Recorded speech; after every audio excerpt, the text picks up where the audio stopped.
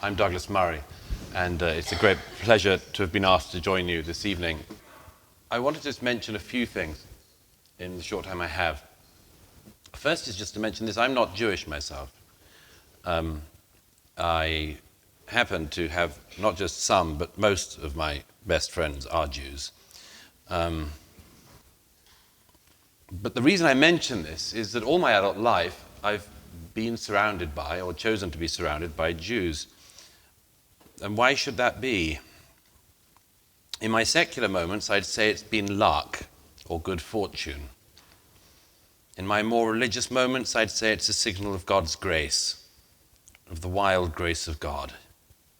Because for me, these friendships and what I've learned from them have been among the greatest blessings of my life. I've known Ashkenazi Jews and Sephardic Jews. I've known secular Jews, Orthodox Jews, ultra-Orthodox Jews, Chabadnik Jews, and even some Reform.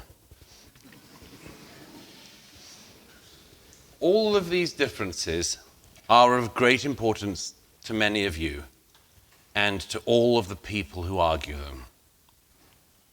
But they mattered not one jot to the terrorists who broke into Israel on Saturday.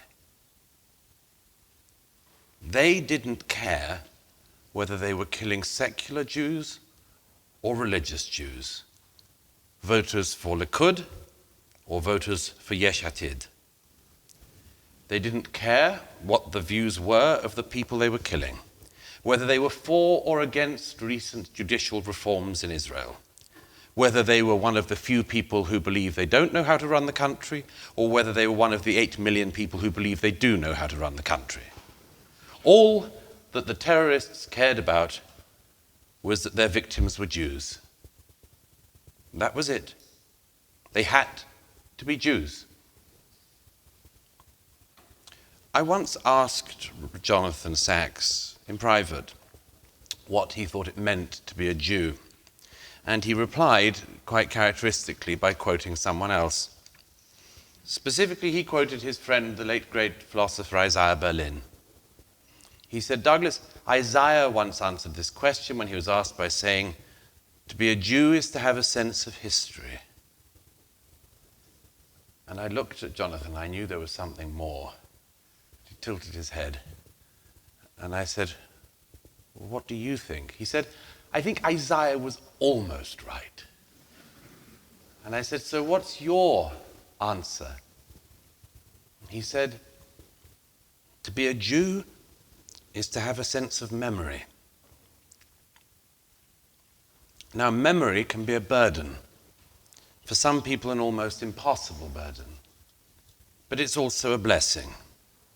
Because if you as a people, you as individuals, know what went before, you know that the Jewish people have been here many times before, in many worse situations, and too many times to count. One of my favorite writers, Stefan Zweig, who my late friend George Weidenfeld, also of London, actually knew in London in the 1930s, both exiles from Vienna.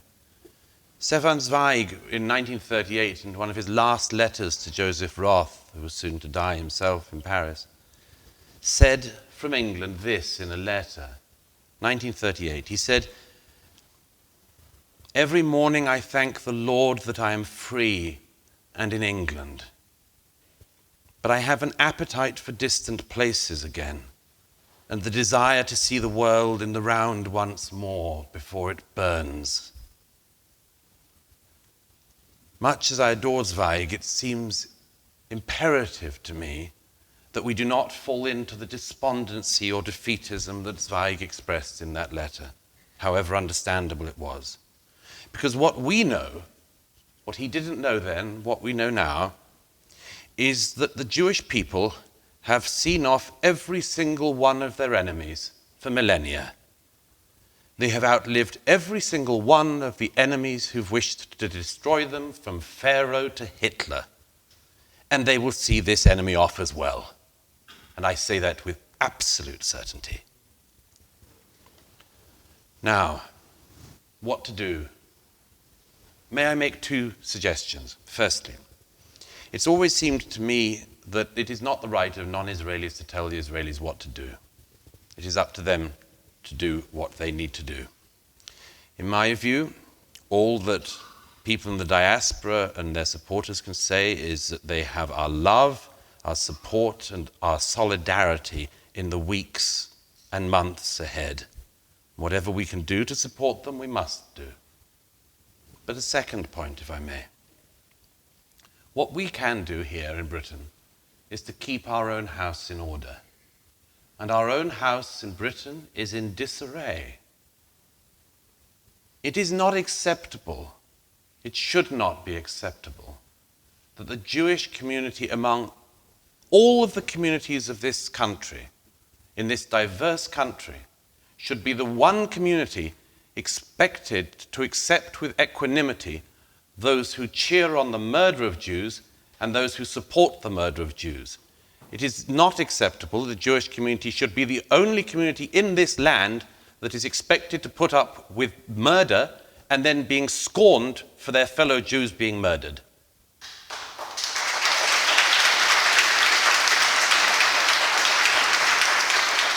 No other community would accept this, and I beg you not to accept it either. I beg you not to accept it. I came back to London the other night and I hear the residue of the people outside the Israeli embassy. These people were not protesting against Israeli countermeasures. They hadn't even had any countermeasures. They were protesting because Jews by the hundreds had been slaughtered in Israel, and they wanted to wound us more. Well, they might try, but we should not accept that with equanimity. I've written in The Spectator tomorrow a demand on the Prime Minister and the Home Secretary that supporters of Hamas in the UK must be treated in exactly the same way as supporters of ISIS were.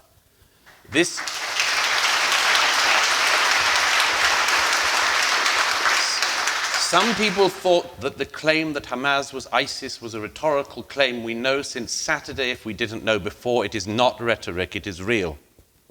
If you stand in Britain with a Hamas flag, you should not be allowed to be free in Britain. You should be arrested, have your citizenship withdrawn, your passport withdrawn. You should be deported, you should be sent to the Gaza and try your luck there. But you should not be given the right to insult and to taunt Jews after the death of Jews. It's intolerable and we should not tolerate it. Let me say one more thing, and it's the main thing I wanted to say to you tonight. That you're not alone.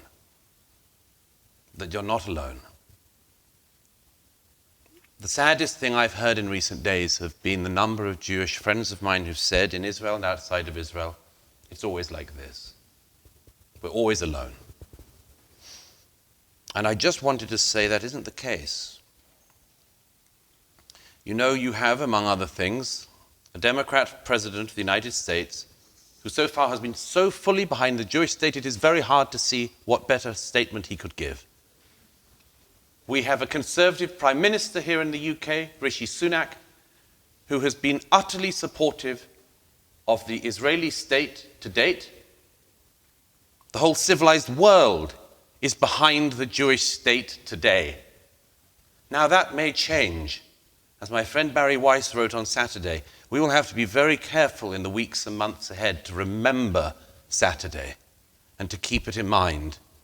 The BBC and others who can't even define a terrorist are already past this. The slaughter that's only still now being uncovered is currently somewhere down the line of stories. It's already falling away, and yet we mustn't allow it to fall away. The dead are not even buried. So I wanted to say that it is not the case that the Jewish community of this country is alone. You are not. There are many millions of people, civilized people in this country and across the world who are with you as well. I speak for myself when I quote, if I may, in closing, one of my favorite lines in Scripture from the book of Ruth. You all know it. Whither thou goest, I will go, and where thou lodgest, I will lodge. Thy people shall be my people, and thy God my God. And I tell you this with utter certainty. if they keep coming for the Jews, if they keep coming for you, I'll tell you this. They may come for the Zionists. Very well. I am a Zionist. They may keep coming for the Israelis. Very well.